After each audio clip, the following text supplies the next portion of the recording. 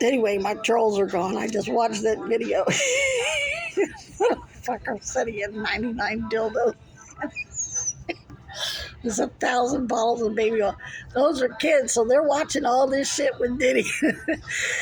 And they know more about it than I do. So I guess now I'm starting to see why SDNY has, and the special DOJ and special counsel have handled this the way they have, because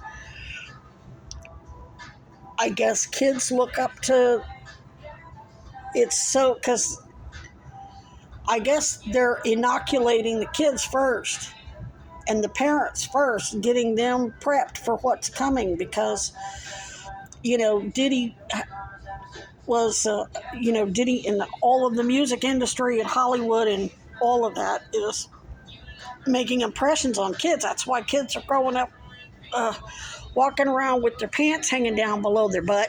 Kids walking around with their butts hanging out to look cool. And,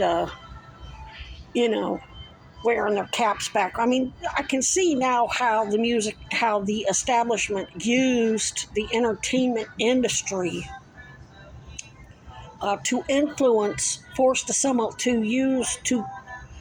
forced assimilation, but not. My grandfather, Native American grandfather, was, I believe, probably in one of those horrible Catholic schools that made them cut their hair and assimilate with the hetero-dominant racist patriarchal power construct. Well, they can't, it's still going on in the universities and schools, but now they got to be slick about it. Now, instead of beating them and starving them and all that, that's a little too open and notorious. They have Diddy. They have Epstein. Epstein took care of the elites. Diddy was used by the establishment to get all of us minorities, or try to get all of us minorities assimilated with that heterodominant, patriarchal, women are bitches and hoes bullshit. And gays are the LGBT gay bashing sort of, to keep us all pitted against each other and to basically tempt us into the seven deadlies is what it's all about. They want us consuming their products, giving all of our resources and money and energy to them voluntarily. But anyway, what I was trying to say in my particular case,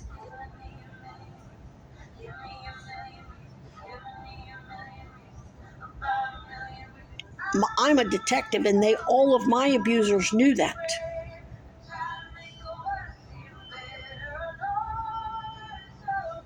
They knew I was Chad's investigator. They knew this was a mandatory criminal investigation.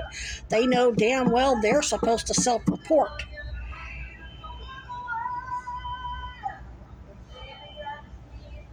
They know if they don't get to falsify records when they're covered under malpractice insurance, either as medical providers, or even though Christy's not a doctor, she still handled medical records used by doctors, used at clinics. Now, she moved over to edible arrangements, but it doesn't matter. She still volunteered at Cambridge.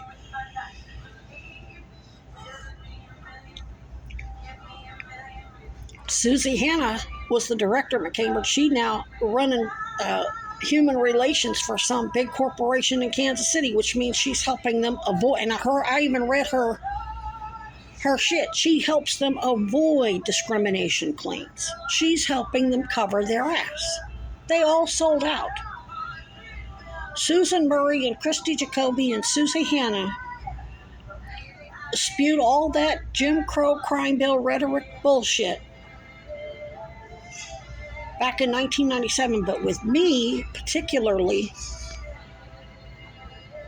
my dynamic, I guess, as a gifted person, and of course their licensed counselors, they saw that. They were so enamored with me that they spewed out the truth like an excited utterance And their excitement gave me, my parents did the same thing. But at the end of the day, when the rubber hit the road, they sold their souls to the devil. It was never a genuine effort to help me and, oh, you could save the world and you could find a cure for addiction, which is, I did. I found out there's multiple cures for addiction. Addiction is something that's totally avoidable, but they create the circumstances. They profit from. They're bringing in the street drugs. They're bringing in, that's not to say that narcotics don't have therapeutic use. I remember, this was after I'd been in Cambridge. Or had I not gone to Cambridge yet? No, this was before I ever met them. I knew I wasn't an addict in the way, I knew that all that crime bill rhetoric shit was bullshit. Because I knew I wasn't a partier. I wasn't out there partying just to have a good time. I knew I was in real pain. And the pain meds helped, but I also knew that not taking them made me sick, but yet they were telling me it was safe. This was Darvocet N100, which is now off the market. Anyway, I ordered a book from the ASU, the Arizona. I was in Phoenix. I ordered a book from the Arizona State University bookstore, campus bookstore. I had to go on campus to get it. It was called Chemical, I'm not necessarily in this order, but it basically said drug use, drug abuse, chemical dependency, and addiction. And then the book proceeded to break down how they can be 4 different things and could be any of the combination, but you could be an addict without being chemically dependent, without abusing drugs, without or not, and not because you started with narcotic therapy for pain.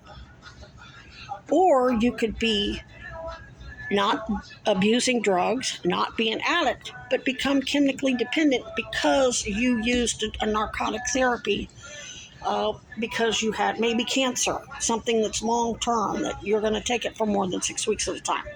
But here's what my investigation found out. The whatever pain medicine they prescribe, for the most part, is overdosing. I've been able to microdose to manage my severe pain for years. And I'm still, of course, now the cancer is so advanced and the sepsis comes on so rapidly and so hard, I have to take bupe. Nothing else is going to... And this last rupture was so bad, I was taking the maximum allowable dose of bupe every day and still barely able to walk. All of the advocates who came to check on me, to talk to me, could see I was struggling. And I didn't have a tolerance. I was taking 4, maybe 6 milligrams a day at the most. I get a strip, I cut it into 4 2-milligram strips. Take 2 milligrams, then another 2, and if it's a really busy day and I'm having to carry in dog food and water and everything else, and I'm barely able to walk, or I had to fly a sign or whatever, walk up and down to grab cans, I take another 2. So I had no tolerance. And what's more, I'd rather spend my money on art supplies and fucking knives and gear and shit I need for my shelter. I don't want to have to spend cash. Not that I don't mind helping people who need it, but I want to keep a budget of less than $100 for pain management. I don't want my pain management cost to be $200 a month. I'd rather be spending $100 eating or art supplies. I'm an artist first. I like my knives. Now I got other shit, my fountain pen collection. I've got other shit I'd rather spend that money in. But my point is, they know addiction could be avoided. They know they can, and so what I've done is when I